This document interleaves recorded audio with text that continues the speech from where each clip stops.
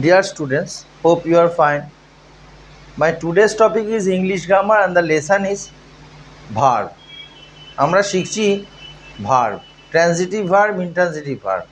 Transitive verb মানে হচ্ছে সকর্মক ক্রিয়া অর্থাৎ যার কর্ম আছে, আর intransitive verb মানে হচ্ছে অকর্মক ক্রিয়া যা কর্ম নেই।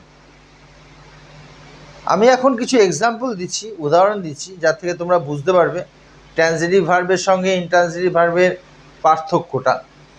Number 1, I see a bird. কী বললাম?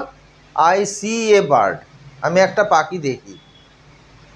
এখানে ভার্বকে যদি কোয়েশ্চেন করা যায়, আমি আগেও আলোচনা করেছি, আমি কি দেখি, কি বা কাকে দিয়ে প্রশ্ন করলে যে উত্তর পাওয়া যায় সেটা হচ্ছে অবজেক্ট। অবজেক্ট থাকলেই সেটা ট্রানজিটিভ ভার্ব হয়।